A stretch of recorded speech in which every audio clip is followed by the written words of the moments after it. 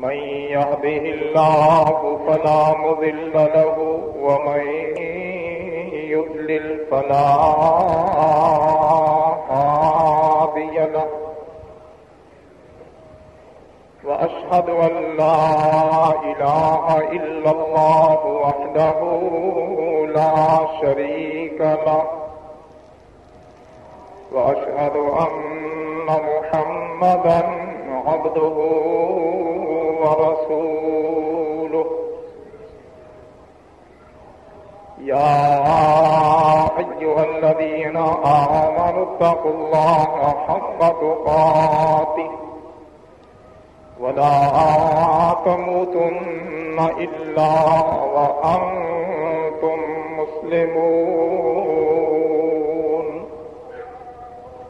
يا أيها الناس اتقوا ربكم الذي خلقكم من نفس واحدة وخلق منها زوجها وبث منهما رجالا كثيرا ونساء واتقوا الله الذي تساءلون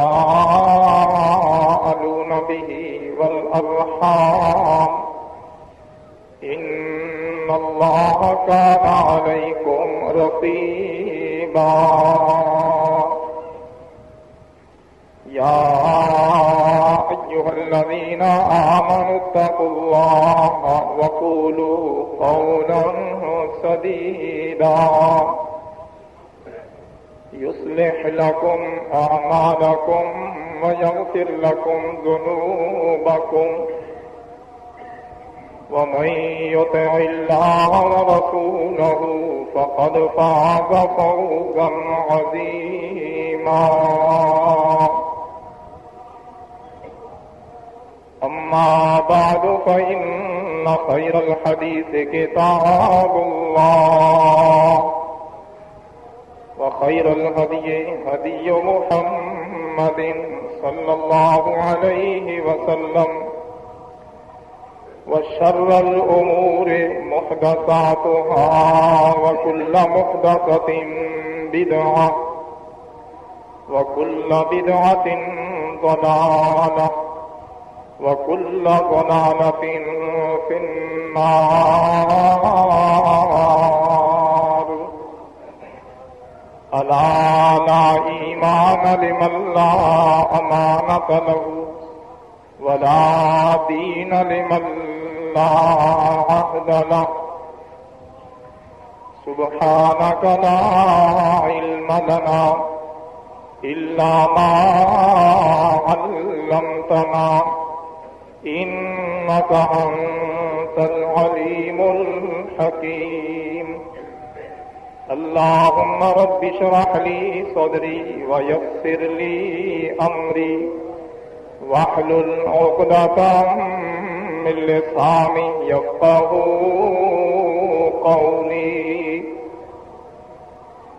أعوذ بالله السميع العليم من الشيطان الرجيم من همزه ونفخه ونفثه بسم الله الرحمن الرحيم فمن يرد الله أن يهديه يشرح صدره للإسلام ومن يرد أن يضله يجعل صدره ضيقا حرجا كأنما يصعد في السماء كذلك يجعل الله الرجس على الذين لا يؤمنون وهذا صراط ربك مستقيما قد فصلنا الآيات لقوم يذكرون لهم دار السلام عند ربهم وهو وليهم بما كانوا يعملون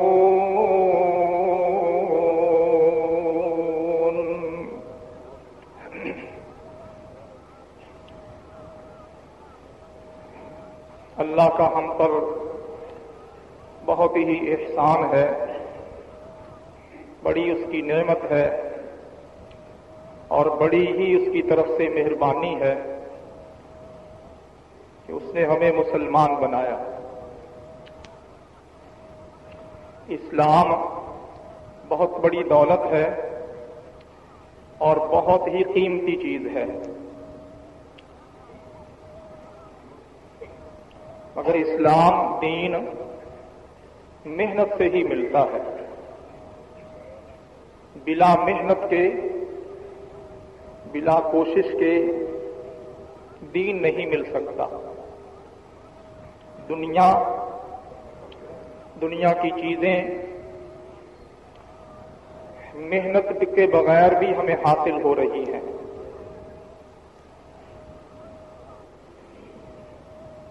مگر دین یہ محنت کے بغیر حاصل ہو ہی نہیں سکتا۔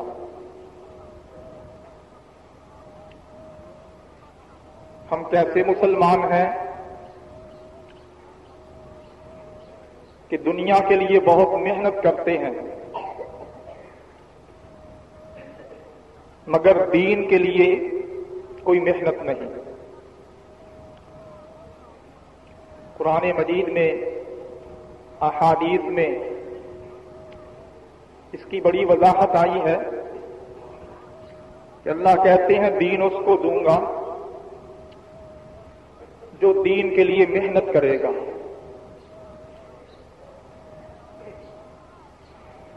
جو دین کے لیے کوشش کرے گا۔ گھر بیٹھے بٹھائے کبھی دین نہیں آ سکتا،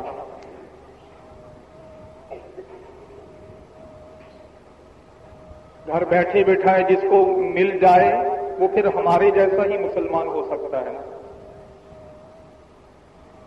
وہ صحابہ جیسا مسلمان نہیں ہو سکتا۔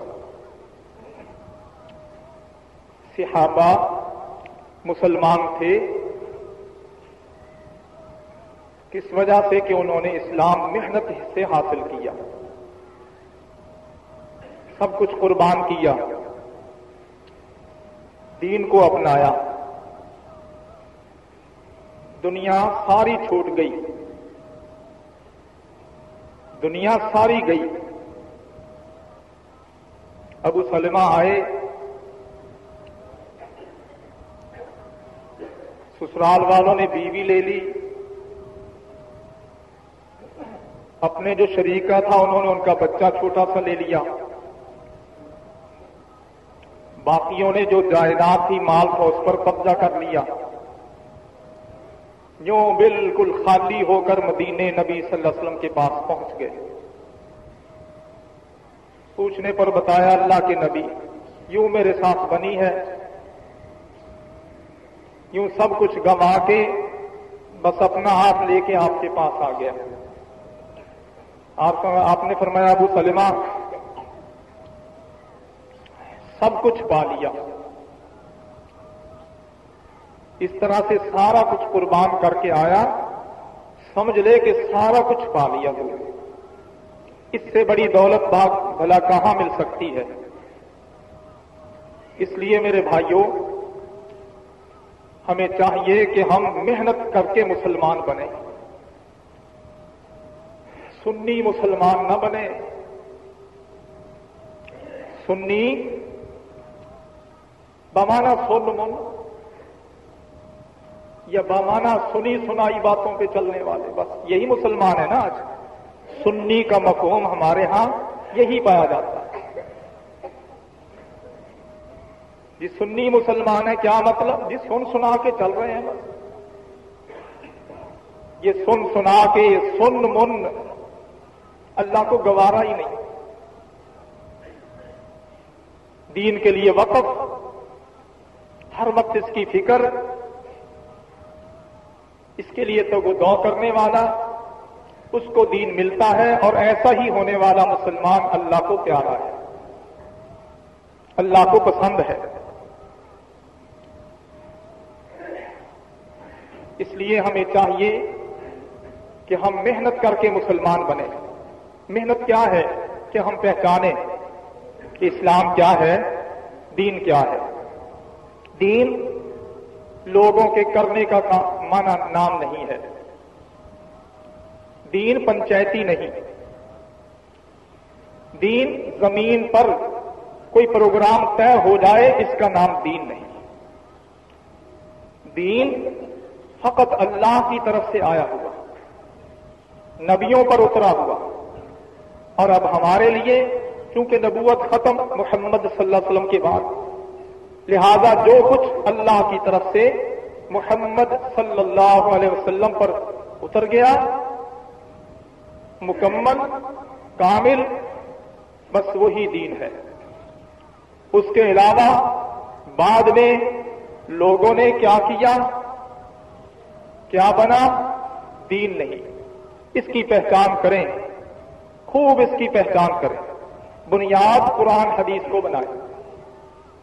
بنیاد قرآن اور حدیث. لوگوں کو، لوگوں کی اکثریت کو، لوگوں کے کیے ہوئے کام کو اچھا سمجھ کر بالکل ان کو بنیاد نہ بنائیں.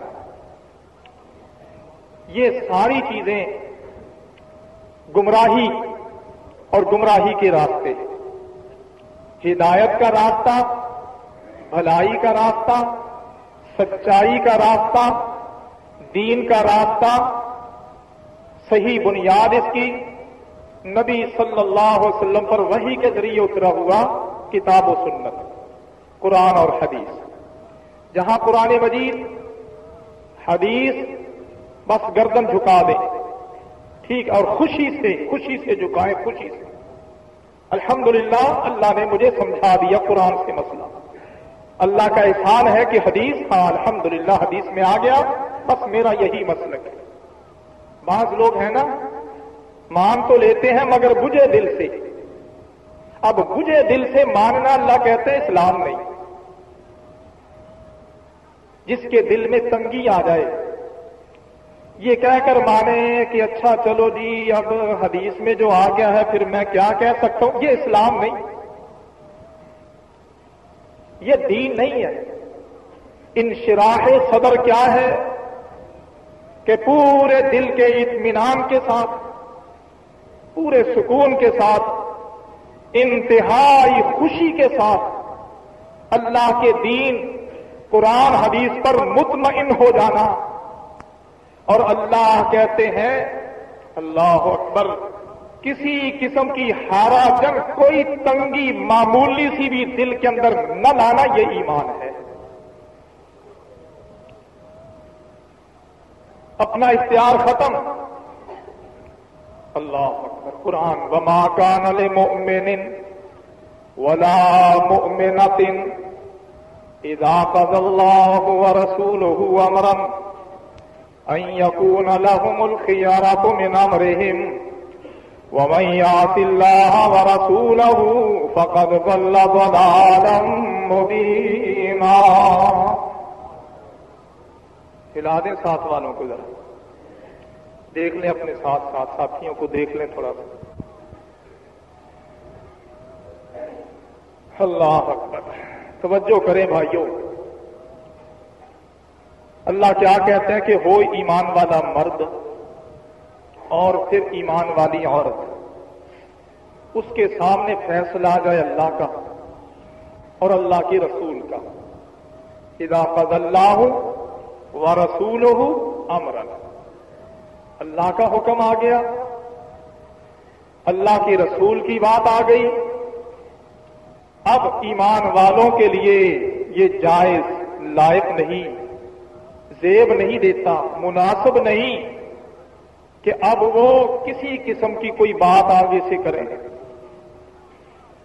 کوئی چونچرا، کوئی اندر دل میں کوئی گھٹن محسوس کرے، گھٹن کہ میں تو، میرے ماں باپ تو، میری برادری، میرا معاشرہ، میرے رشتہ دار فلاں وقت سے اتنے لوگ تو یہ کرتے چلے آ رہے ہیں، اور اب قرآن مجید کی یہ آیت سنا دی گئی ہے، حدیث یہ سنا دی گئی ہے، اچھا چلو اگر حدیث میں آ گیا پھر مان ہی لیتے ہیں. اللہ کہتے ہیں یہ ایمان ہے ہی نہیں،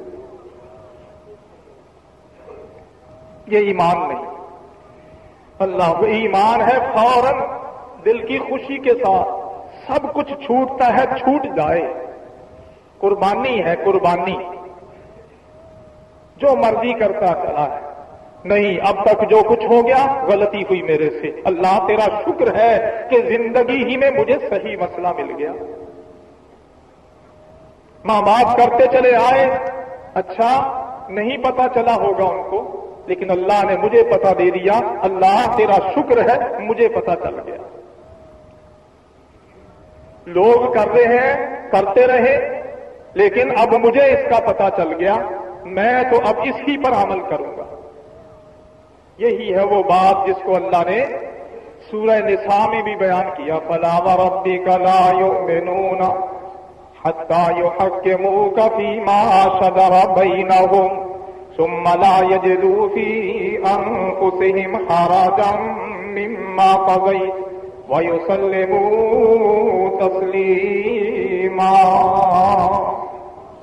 اللہ نے قسم اٹھا کے کہا، اے نبی جی یا بندے سننے پڑھنے والے، مجھے تیرا رب ہونے کی قسم ہے، اے نبی مجھے تیرا رب ہونے کی قسم، تیرا پروردگار، میں کہہ رہا ہوں لا یؤمنون، یہ جنہوں نے آپ کو مانا ہے نا یہ ایمان والے نہیں ہو سکتے۔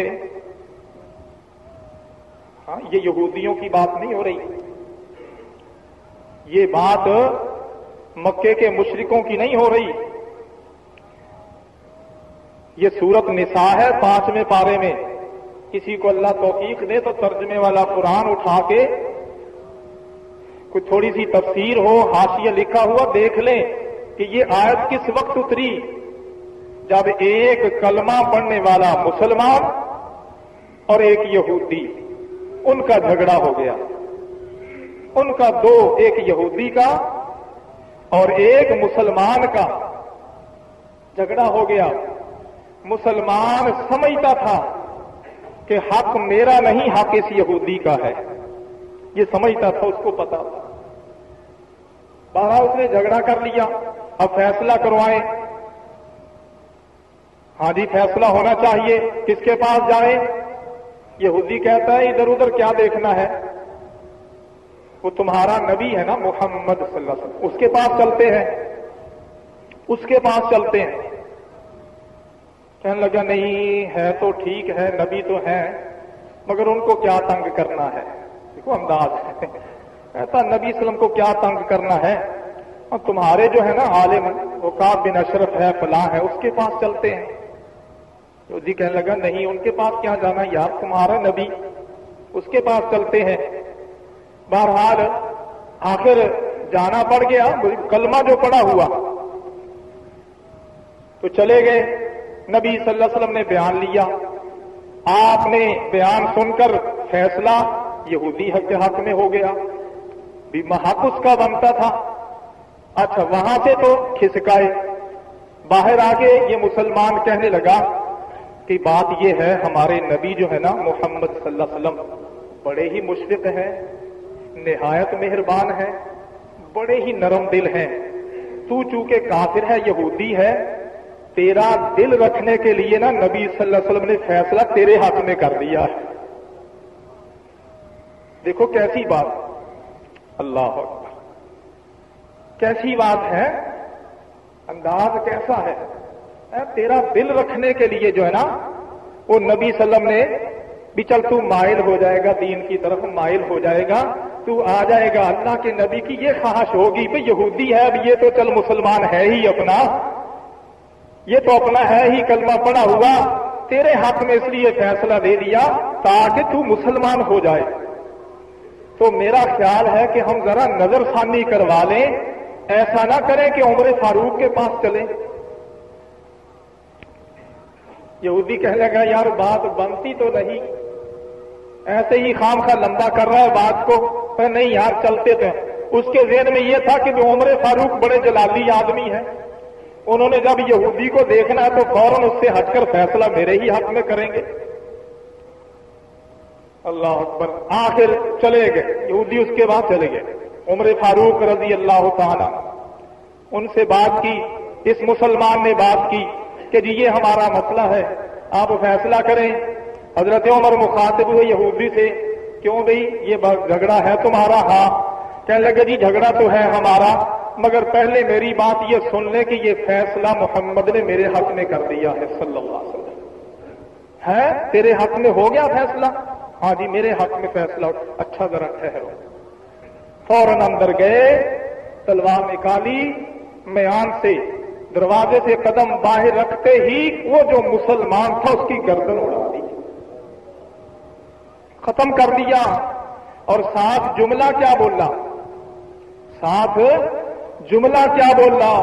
ہائے ہائے میرے بھائی مجھے یاد آتے ہیں، حنفی بھائی ہمارے، خاص کر جب رمضان آتا ہے نا، ہاں جی اللہ کے نبی صلی اللہ علیہ وسلم نے تو 8 ہی تراویحیں پڑھی ہیں، مگر عمر فاروق کے دور میں 20 پڑھی گئی ہیں نا جی۔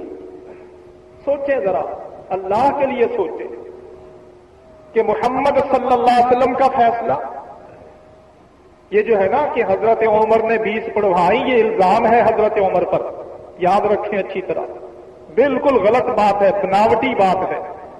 حضرت عمر سے کہیں صحیح سند سے ثابت نہیں کہ انہوں نے خود 20 پڑھی ہو یا پڑھانے کا حکم دیا ہو، کہیں ثابت نہیں، بلکہ احادیث میں یہ ثابت ہے کہ حضرت عمر فاروق رضی اللہ تعالیٰ عنہ نے اپنے دور میں 2 صحابی مقرر کیے، ایک عورتوں کے لیے اور ایک مردوں کے لیے تمیم داری، عورتوں کے لیے ابی ابن کعب، اور دونوں وہ صحابی 11 رکعتیں وتر سمیت پڑھایا کرتے تھے۔ اللہ اکبر۔ اب وہ جو 20 والے کہتے ہیں ان کا حکم ہے، وہ ان کے ذمہ ہے کہ وہی صحیح سند سے پیش کرے، اور یہ جو ہم بات کرتے ہیں اللہ کے فضل سے جب جس کا جی چاہے آئے مشکات میں ہی ہم دکھا دیتے ہیں حدیث صحیح سند کے ساتھ۔ اور یہ تو ایک بات ہے نا، وضاحت چلتے چلتے آ گئی، لیکن اگر یہ بات ہے بھی کہ عمر فاروق رضی اللہ تعالیٰ عنہ کے دور میں پڑھی گئی، اگر یہ ہے بھی بالفرض، اپنے ایمان پہ ذرا توجہ کریں کہ اللہ کے رسول محمد صلی اللہ علیہ وسلم کا فیصلہ، آپ کا عمل، پھر کوئی ایمان والا یہ کہے فلاں نے یہ کیا فلاں نے یہ کیا۔ حضرت عبداللہ ابن عباس رضی اللہ تعالیٰ عنہ نے ایک دفعہ ایک مسئلہ بیان کیا کہ اللہ کے رسول صلی اللہ علیہ وسلم نے یوں فرمایا، یوں کیا۔ آگے سے کوئی بعد میں نیا ہونے والا مسلمان نے کہا جی مجھے تو یہ پتا چلا ہے کہ حضرت ابو بکر و عمر یوں، بس اس نے اتنی بات کی۔ حضرت عبداللہ ابن عباس کہنے لگے مجھے خطرہ ہے کہ اللہ کی طرف سے کہیں پتھروں کی بارش نہ ہمارے اوپر برس جائے، کہ میں تجھے کہہ رہا ہوں اللہ کے رسول کی بات، تو آگے سے ابو بکر و عمر کا نام لے رہا صلی اللہ علیہ وسلم۔ دین کس پہ نازل ہوا؟ محمد صلی اللہ علیہ وسلم پر۔ بعد میں خلفاء اگر انہوں نے کچھ کیا تو ان کی کوئی سیاسی مصلحتیں ہو سکتی ہیں۔ اب حضرت عمر نے اس کو ختم کر کے، مسلمان کو قتل کر کے اس کو پھر جملہ کیا فرمایا؟ فرمایا لوگوں سن لو ھذا قضائی لمن لم یرضى بقضاء رسول اللہ، جو اللہ کے رسول کے فیصلے پر راضی نہ ہو، عمر کا اس کے حق میں یہی فیصلہ ہے۔ شور مچ گیا کہ عمر نے مسلمان کو مار دیا۔ اس مسلمان کے وارث کھڑے ہو گئے کہ ہم نے تو قصاص لینا ہے۔ بھائیو حدیث میں آیا نبی صلی اللہ علیہ وسلم پریشان ہو گئے کہ اب کیا بنے گا، عمر تو میں نے مانگ کے لیا تھا اللہ سے، تو آج یہ قصاص میں عمر مارا جائے گا، قتل ہو جائے گا۔ بڑا شور مچ گیا، نبی صلی اللہ علیہ وسلم پریشان ہو گئے۔ اس موقع پر اللہ رب العزت نے یہ آیت اتاری کہ اے نبی مجھے تیرا رب ہونے کی قسم ہے، جب تک یہ لوگ آپ کو اپنے تمام معاملات میں اپنا حاکم، اپنا فیصل، اپنا منصف تسلیم نہ کر لیں، اور خالی صرف تسلیم ہی نہیں بلکہ جو آپ فیصلہ کر دیں اپنے دل میں کسی قسم کی ہاراجن، کوئی چھوٹی موٹی بھی تنگی اور گھٹن محسوس نہ کرے، اس وقت تک ایمان والے نہیں ہیں۔ بھائیو اسلام بڑی دولت ہے، دین بڑی نعمت ہے، مگر یہ محنت سے ملتی ہے۔ دین یہ باپ دادے کی وراثت کا نام نہیں، یہ نسل در نسل چلنے والی بات نہیں۔ اللہ اکبر۔ صحیح معنوں میں آج بھی اگر قیامت کے قریب بھی کوئی عیسائی، کوئی ہندو، کوئی یہودی چلا آ رہا ہے، اللہ اکبر، اس کو سمجھ آ گئی وہ اسلام قبول کر لے، اللہ کو راضی کرے، دین پر صحیح چلے، اللہ کی اس کے ساتھ بھی اسی طرح سے محبت جیسے نبی صلی اللہ علیہ وسلم کے دور کے مسلمانوں سے محبت، اللہ کو وہ بھی اسی طرح سے۔ اور اگر کوئی مسلمان نسل در نسل چلا آ رہا ہے، اپنی مرضیاں خلاف ورزی نافرمانیاں ہو رہی ہیں، اللہ کہتے ہیں میرا کچھ نہیں لگتا، اللہ کے لیے محنت کرو۔ اب یہ محرم کا مہینہ آگے شروع ہونے والا ہے، آج اس ذی الحج مہینے کی چاند کے حساب سے 27 ہے، 2-3 دن کے بعد ماہ محرم شروع ہو جائے گا۔ اللہ کے لیے سنی سنائی باتیں نہ اس کو دین نہ سمجھیے۔ لوگ کیا کر رہے ہیں، کس کی محبت میں کر رہے ہیں، کس کی عقیدت میں، دین نہیں ہے۔ اب کتنا رفڑ ہے مسلمانوں کے اندر ماہ محرم کے حوالے سے۔ اس لیے آپ اگر مسلمان ہیں، جو آپ بھائی جمعے میں آئے ہوئے بہنیں، کم از کم آپ ذہن بنائیں، پھر آگے پھیلائیں، آگے یہ ذہن بنائیں کہ ہم کم از کم مسلمان ہیں، دیکھیں تو صحیح کہ آیا یہ جو کچھ ہمارے ہاں ماہ محرم میں ہو رہا ہے یہ دین بھی ہے۔ اللہ کے رسول صلی اللہ علیہ وسلم کو سامنے رکھیں کہ آپ کا طرز عمل ماہ محرم میں کیا تھا۔ ماہ محرم ہمارے ہاں عام ذہن تو یہی پایا جاتا ہے، کیونکہ قرآن حدیث سے دوری ہے، کہ شاید اس محرم کا یہ سارا سلسلہ، اس کا احترام، اس کی قدر اور اس کا یہ واقعہ کربلا کی وجہ سے ہے۔ عام ہے نا یہ ذہن۔ اللہ اکبر، باقیوں کو چھوڑیے، ہمارے ساتھی جو اہل حدیث ہیں ان میں سے بھی بہت سارے یہی سمجھتے ہیں کہ شاید واقعہ کربلا ہوا ہے اس مہینے میں، تو شاید اس وجہ سے۔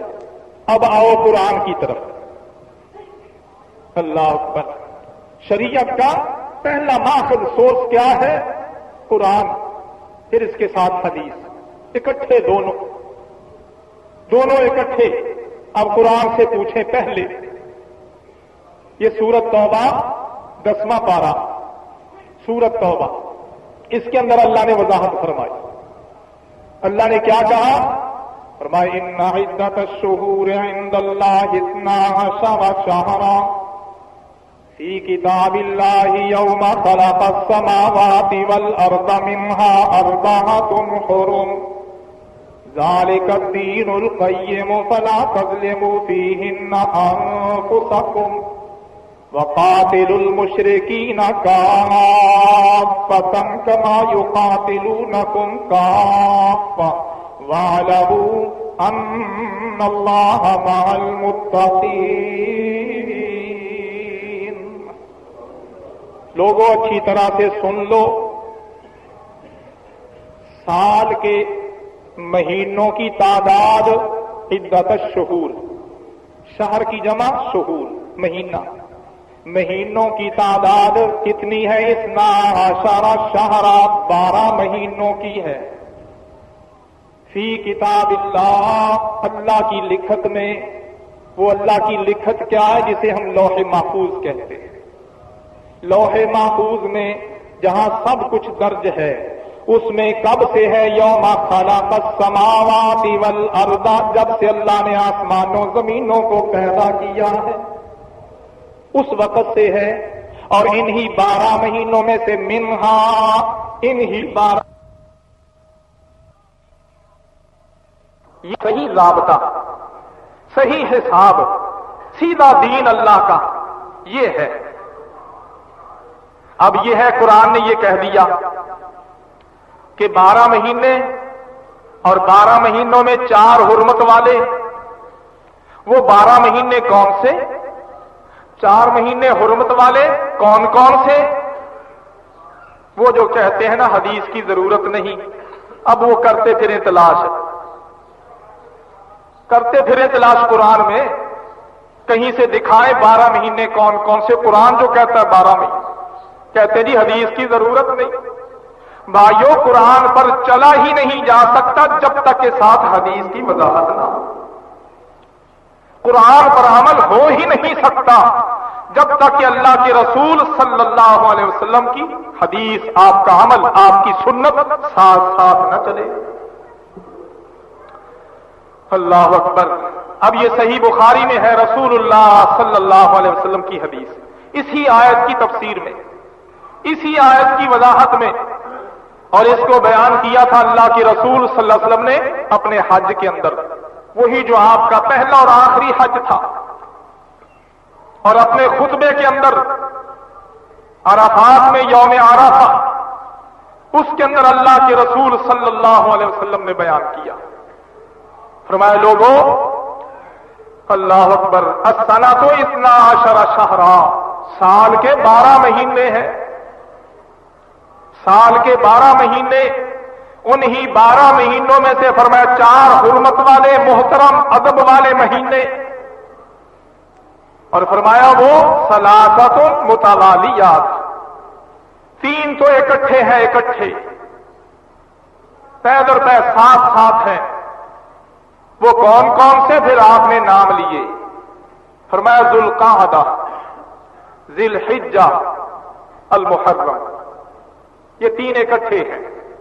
یہ جو گزر رہا ہے یہ ذی الحج، حج والا مہینہ، اس سے پہلا ذی قعدہ گزر گیا اور اگلا محرم آ رہا ہے، میں یہ تینوں اکٹھے، یہ حرمت والے۔ اور چوتھا مہینہ فرمایا رجب، رجب بھی کون سا؟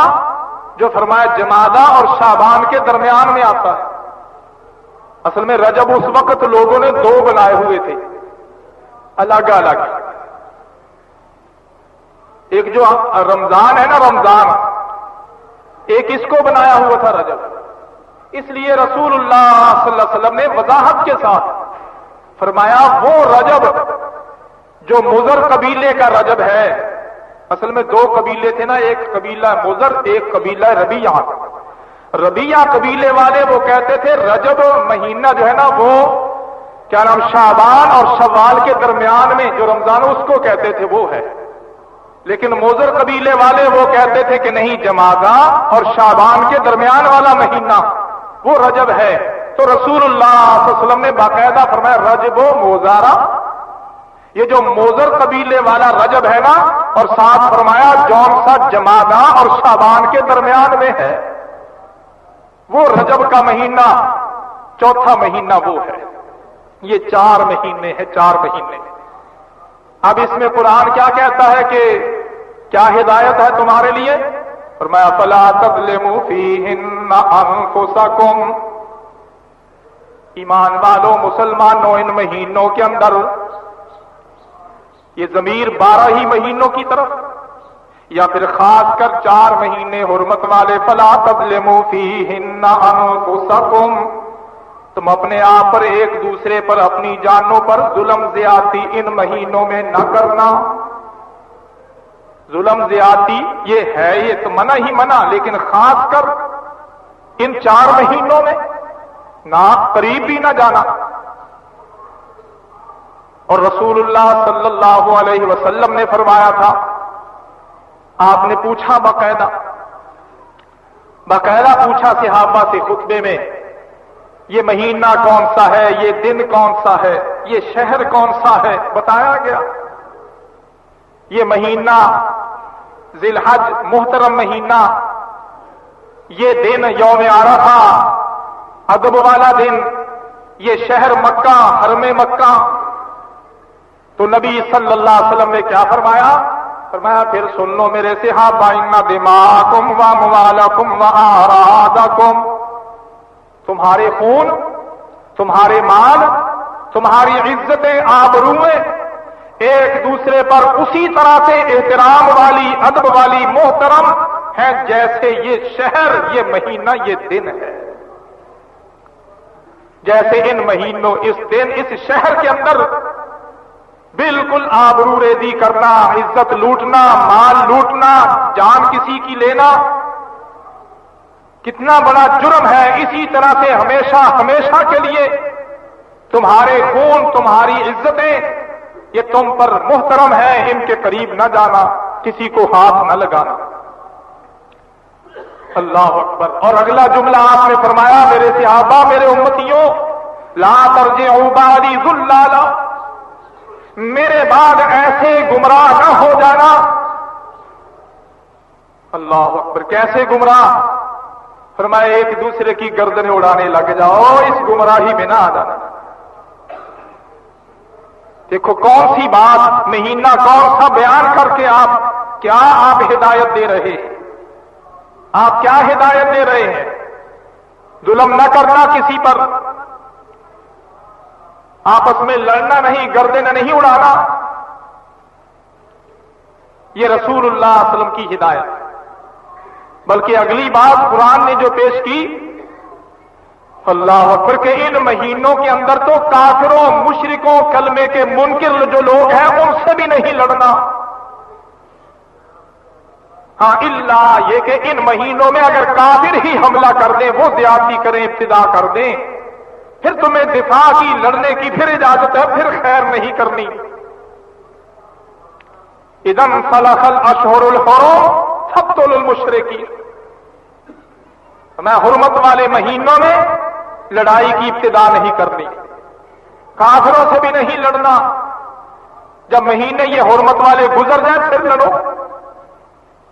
ہاں اللہ نے یہ کہا کہ اگر وہ حرمت والے مہینے تم تو خاموش ہو جاؤ کہ ان میں کچھ نہیں ہے، لیکن کافر سازش کرے کہ مسلمانوں نے تو ان مہینوں میں لڑنا نہیں ہے ہمارے ساتھ، چلو ہم ان پر چڑھائی کر دیں، پھر فرمایا خیر نہیں کر دی تم نے. پھر قاتل المشرکین کافۃ کما یقاتلونکم کافۃ، پھر جیسے مل کر جتھا بنا کے وہ تمہارے خلاف لڑے، اگرچہ وہ ان مہینوں کے اندر ہی لڑے، پھر تم بھی مل کر ان کے خلاف لڑو. اللہ. تو ان حرمت کے مہینوں میں یہ ماہ محرم بھی ہے، یہ اس کی حرمت تو اس وقت سے ہے. لہذا پہلے تو آپ اپنا یہ ذہن درست کر لیں کہ اس مہینے محرم کی حرمت کا، ادب کا، احترام کا تعلق واقع کربلا سے بالکل نہیں ہے. یہ تو شروع سے ہے، جب سے اللہ نے یہ نظام بنایا اس وقت سے اللہ رب العزت نے یہ کہا، اس وقت سے یہ احترام اس کا ہے. اب پھر یہ ہے کہ اس احترام کے پیش نظر کیا ہوتا تھا؟ اللہ کے رسول صلی اللہ علیہ وسلم یا آپ کے صحابہ، کیا ان کے اندر یہ ہوتا تھا بھئی دیکھنا، ہاں اس مہینے کو سوگ کا مہینہ کرو کیونکہ یہ محرم ہے، چلو یہ سوگ کا مہینہ ہے؟ نہ، شادیاں نہیں کرنی، کوئی تقریب نہ ہو، کوئی میاں بیوی آپس میں قریب نہ ہے. یہ مسئلہ یہ سب لوگوں کے بنائے ہوئے، یہ سب میرے بھائیوں لوگوں کے بنائے ہوئے. اللہ کے رسول صلی اللہ علیہ وسلم کا ماہ محرم میں جو عمل ہے وہ صرف ایک عمل ہے، صرف ایک عمل. ماہ محرم میں کرنے کا صرف ایک کام، ایک عمل، باقی کوئی نہیں، باقی سب بناوٹی، باقی سب موضوع، سب من گھڑت، سب گمراہیاں. آپ صلی اللہ علیہ وسلم صرف ایک روزہ رکھا کرتے تھے، ایک روزہ. کون سا روزہ رکھتے تھے؟ 10 تاریخ کا، 10 محرم کا اللہ کے رسول صلی اللہ علیہ وسلم روزہ رکھا کرتے تھے. آپ کا یہ عمل تھا، صرف یہ روزے کا عمل ماہ محرم میں اللہ کے نبی صلی اللہ علیہ وسلم روزہ رکھتے تھے، اور یہ روزہ ماہ محرم کا رمضان کے روزے فرض ہونے سے پہلے فرض تھا، فرض ضروری تھا رکھنا، تاکید تھی، آپ ہر سے رکھوایا کرتے تھے فرض ہے۔ لیکن جب رمضان کے روزے فرض ہو گئے تو پھر اس کی فرضیت ختم ہو گئی، البتہ استحباب نفل ہونا اور نفلی ہونے کے ناطے سے اس کا اجر وہ برقرار ہے۔ نبی صلی اللہ علیہ وسلم اس روزے کو رکھتے رہے، اور ترغیب بھی ہوتی تھی کہ جو یہ روزہ رکھے گا اللہ کریم اس کے 1 سال کے گناہوں کا کفارہ اس ایک روزے کو بنائے گا۔ یہ صحیح بخاری اور مسلم کی حدیث، ساری کتابوں کے اندر صحیح سند کے ساتھ یہ عمل، اس کی ترغیب ہے۔ اچھا، نبی صلی اللہ علیہ وسلم مدینے پہنچے، وہاں پتا چلا کہ یہودی روزہ رکھتے ہیں، کہ اس دن کا تو یہودی روزہ رکھتے ہیں۔ آپ نے پوچھا یہودیوں کیوں روزہ رکھتے ہو؟ انہوں نے کہا جی کہ ہم روزہ شکرانے کے طور پر رکھتے ہیں۔ کیوں؟ کہ اس دن اللہ تعالیٰ نے بنی اسرائیل کو فرعونیوں سے نجات دی تھی، موسیٰ علیہ السلام کے ساتھ نجات دی تھی، اور فرعونیوں غرق ہوئے تھے، تو ہم اللہ کی اس نعمت کی شکرانے کے طور پر اس دن کا روزہ رکھتے ہیں۔ نبی صلی اللہ علیہ وسلم نے فرمایا تمہارا تو کوئی تعلق نہیں موسیٰ کے ساتھ، موسیٰ کے ساتھ تو تعلق میرا ہے، وہ میرے بھائی اللہ کے نبی تھے، وہ اللہ کے نبی تھے، اس لیے میرا تو زیادہ حق بنتا ہے موسیٰ علیہ السلام کے ساتھ ہونے کا، مگر چونکہ یہودی رکھتے ہیں ان کی مخالفت بھی کرنی ہے۔ تو نبی صلی اللہ علیہ وسلم نے فرمایا اچھا آئندہ سال اگر میں زندہ رہا، یہ صحیح مسلم کی حدیث ہے، فرمایا اگر آئندہ سال میں زندہ رہا تو میں پھر 9 تاریخ کا روزہ رکھوں گا۔ 10 کو چونکہ یہودی رکھتے ہیں 10 کو، اس لیے فرمایا میں 9 کا روزہ رکھوں گا تاکہ ان کی مخالفت ہو جائے اور روزہ رہ جائے۔ دیکھنا یہود کی مخالفت، حالانکہ روزہ رکھنا نیکی کا کام ہی ہے نا، یہ روزہ رکھنا یہ کوئی برا کام ہے، لیکن اللہ کے نبی صلی اللہ علیہ وسلم اس میں بھی یہود کی مخالفت کرتے ہیں، اور ہم گمراہی کے کاموں میں یہودیوں کے ساتھ ساتھ ہیں،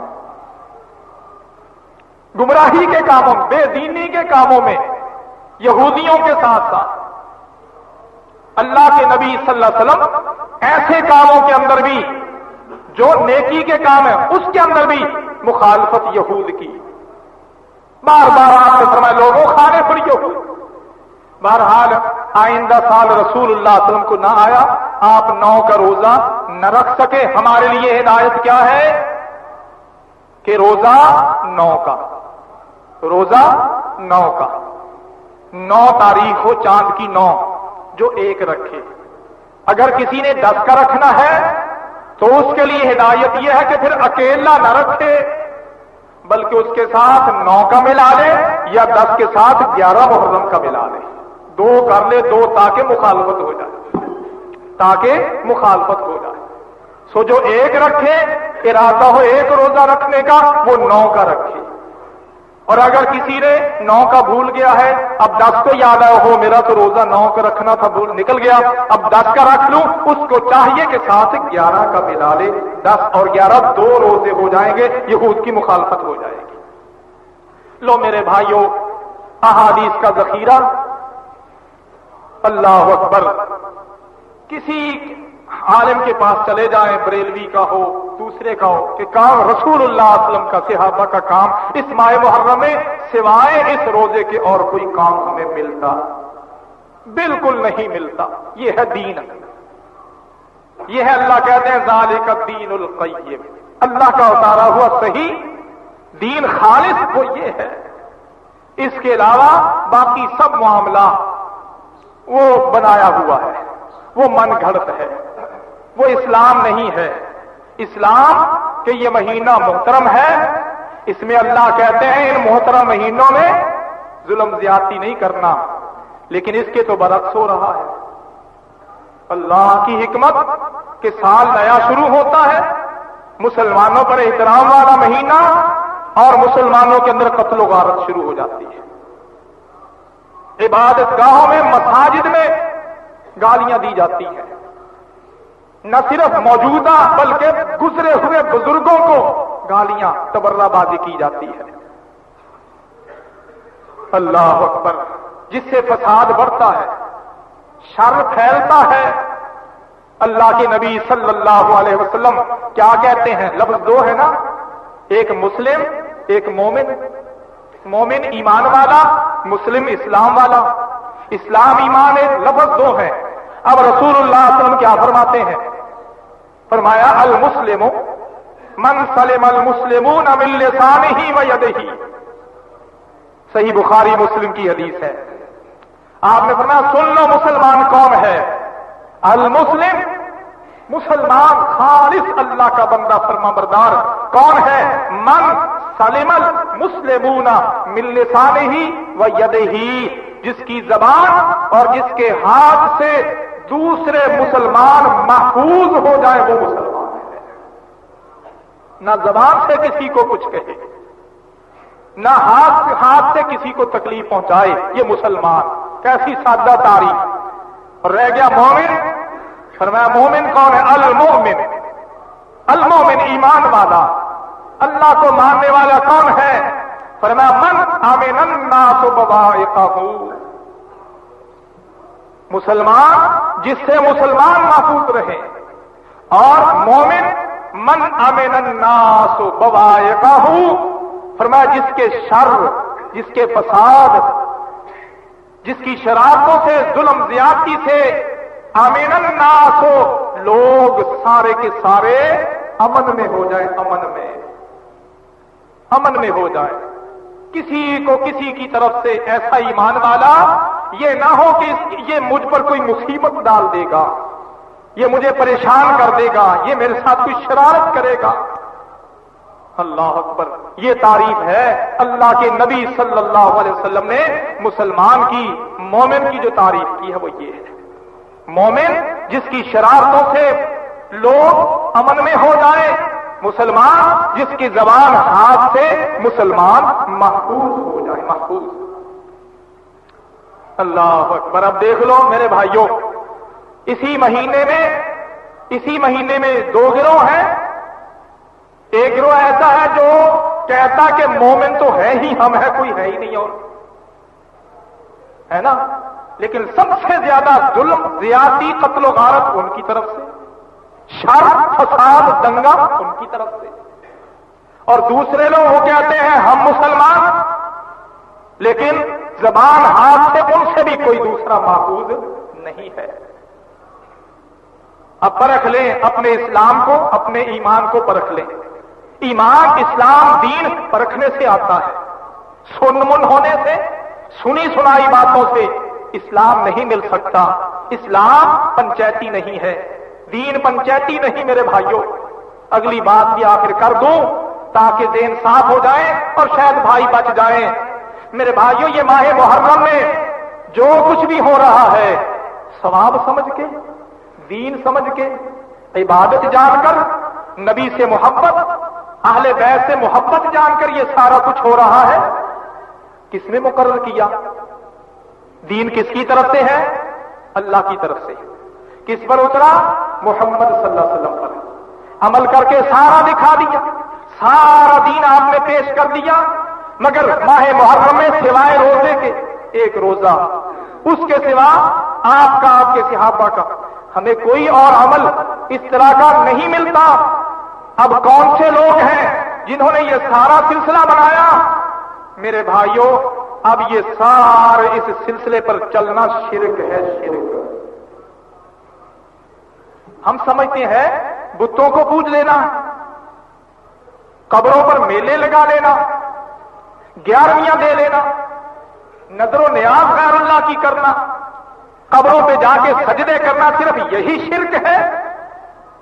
نہیں، اللہ کہتے ہیں ام لہم شرکا، یہ سورۃ شورى ہے 25ویں پارے میں، ام لہم شرکا شرعوا لہم من الدین ما لم یأذن بہ اللہ۔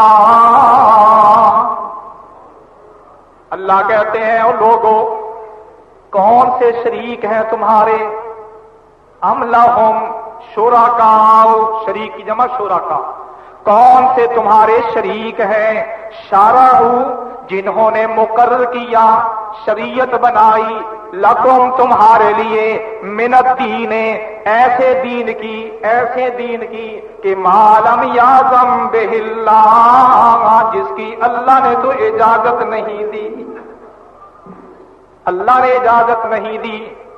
अल्लाह का दीन, उस पर चलना, ये गैर तौहीद, अल्लाह के दीन से हटकर किसी दूसरे की बनाई हुई दीन पर चलना, ये शिर्क है नहीं। अल्लाह कहते हैं वला युशरिकु फी हुक्मिही अहदा। इसलिए मेरे भाइयों, बचो, सारा ज़हन अपना साफ करो। माह मुहर्रम के सिलसिले में जितना ये मामला है, अल्लाह अकबर, सब, और फिर देख लो कि मामला कहां तक पहुंचता है। आइंदा इंशाअल्लाह ऐसी अहादीस, कुरान मजीद की आयात, ऐसी अहादीस अगर उनको हम सामने रख लेंगे ना, मुसलमान सामने रख लेंगे, तो अल्लाह की तौफीक से जो उनको सामने रख के अमल पैरा हो जाएगा, इंशाअल्लाह हर तरह की गुमराही और हर तरह की ये फिरकेबाजी और एक दूसरे को ये सिलसिले, इससे इंशाअल्लाह महफूज हो जाएगा, बच जाएगा। ऐसी ऐसी तालीम दी अल्लाह के नबी सल्लल्लाहु अलैहि वसल्लम ने। तो मैंने जो बात शुरू की थी वो ये कि दीन कीमती शय है, मगर ये मेहनत से मिलेगी, बगैर मेहनत के नहीं मिलेगी। देख लो हाल क्या है हमारे ये बड़े बड़े लोगों का, दीन ले जाते हैं आगे, जिनके बच्चे आके इन मस्जिद की सफों पे आके पढ़ते हैं ना, वो दीन ले जाते हैं, मगर हमारे यहां जिनके पास चार पैसे हैं, वो कहते हैं मौलवी कारी यहां आ जाए, हमारे घर में आके पढ़ाए हमारे बच्चों को। नतीजा आपके सामने है मेरे भाइयों। कोई इस तरह दीन नहीं मिलता। इमाम बुखारी का हाकिम वक्त के साथ झगड़ा ही हुआ। हाकिम वक्त ने कहा कि आप मेरे बच्चों को मेरे यहां आके पढ़ाएं, ऐसा नहीं हो सकता। उसने कहा चल अच्छा, मस्जिद मदरसे में ही बुलाना है ना उनको, तो कम अज कम इतना फर्क तो कर ले कि उन दूसरों के अलावा हट के अलग वक्त मेरे बच्चों को दे दे। कहा नहीं, ये भी नहीं हो सकता। ये दीन है अल्लाह का, इसमें तो महमूद और याद एक जैसे हैं। यहां तो सबको एक सफ में आना पड़ेगा, एक सफ में। हम मस्जिदों से हमारी नफरतें, मदारिस से हमारी नफरतें, आज आके कुरान का सिलसिला वो भी सिर्फ नाज़िला पढ़ने पढ़ाने का वो लगाए हुए हैं, मौलवी कारी लगाए हुए घरों में, आधा घंटा पौना घंटा, कहीं 15 मिनट उनको 200-400 रुपया दिया, समझते हैं कि हमने कुरान का हक अदा कर दिया। इससे बड़ी गुमराही क्या हो सकती है? कुरान के साथ ये हशर। जबकि दूसरा जो सिलसिला है स्कूलों कॉलेजों का, न सिर्फ स्कूल में या कॉलेज में यूनिवर्सिटी में पूरी पढ़ती है, अलग ट्यूशनें लगाई हुई है। यहां देखा छोटे छोटे बच्चे जो आते हैं पढ़ने, सुबह अभी उनको 15-20 मिनट नहीं होते कायदा सितारा पढ़ते हुए, कारी साहब छुट्टी दो जी। क्यों, क्या हुआ? बस जी स्कूल। अच्छा चलो शाम को आ जाया करो जी। शाम को नहीं आ सकते हमारे बच्चे, क्यों? ट्यूशन पढ़ने जाते हैं, शाम को नहीं आ सकते। यहां हमारा मामला यह बिल्कुल, कुछ सुबह नहीं आते, उनके लिए शाम का वक्त कुछ निकाला हुआ है। फिर हर फर्द, अल्लाह अकबर, मौलवियों पर गुस्सा कि हमारी मर्जी का वक्त नहीं देते कारी। यारो इतने बंधे हुए, कभी स्कूलों कॉलेजों के लिए भी ये कहा है ना? सोचो मेरे भाइयों, सोचो हमारा दीन के साथ मामला है क्या? इस्लाम बगैर मेहनत के, दीन बगैर मेहनत के, मस्जिद से हटकर, मस्जिद से नफरत करके तुम कहो कि दीन मिल जाए, बिल्कुल नहीं मिलेगा। दीन का मरकज मस्जिद, मस्जिद से मोहब्बत करो, मस्जिद से प्यार करो, 5 वक्त मस्जिद में आओ। रसूलुल्लाह सल्लल्लाहु अलैहि वसल्लम फरमाया करते थे, मेरा जी चाहता है जो जमात के साथ आके नहीं मिलता, अच्छा भला है आ सकता है, ملتا نہیں، میرا جی کرتا ہے اپنی جگہ کسی اور کو امام مقرر کروں اور میں جا کے ان کے گھروں کو ان کے سمیت آگ لگاؤں، چلا کے راہ کر دوں، مگر وہاں عورتیں اور بچے کمزور، ان کی وجہ سے میں ایسا نہیں کرتا، کیونکہ عورتوں بچوں کو مسجد میں نہیں آنا، نابالغ بچے، ورنہ آپ صلی اللہ علیہ وسلم کی یہ سختی۔ اللہ ہماری صحیح رہنمائی کر دے، جس کی صحیح رہنمائی ہو جائے، اللہ کہتے ہیں اسلام کے لیے اس کا سینہ کھل جاتا ہے، وہ خوشی کے ساتھ اسلام دین کی باتوں کو قبول کرتا ہے، اور جس کا سینہ اسلام کے لیے نہیں کھلتا، قبول نہیں کرتا، فرمایا کأنما یصعد فی السماء، ایسی مصیبت اس پر بنتی ہے کہ جیسے اس کو آسمان پر چڑھنے کے لیے کہا جا رہا ہے۔ تو جیسے ایک آدمی کا آسمان کی طرف چڑھنا مشکل ہو جاتا ہے، اس طرح اس کا دین کے کسی بات پر عمل کرنا اس کے لیے مشکل بن جاتا ہے۔ اب ہم دیکھ لیں، اگر ہمارا عقیدہ سنوارنا، ہمارا عمل کی طرف آنا، نمازی بننا، گھروں میں پردہ کرنا، ٹی وی یا عیاشی کی چیزیں شیطانی دور کرنا، اور میرے بھائیوں عقیدے درست کرنا، داڑیاں رکھنا، حلال کمائی کی طرف آنا، اگر ہم سے ہمارے اندر سینوں میں یہ جلن گھٹن پیدا ہوتی ہے تو سمجھو کہ اسلام نہیں گمراہی ہے۔ اللہ گمراہی سے بچائے، وما علینا الا البلاغ۔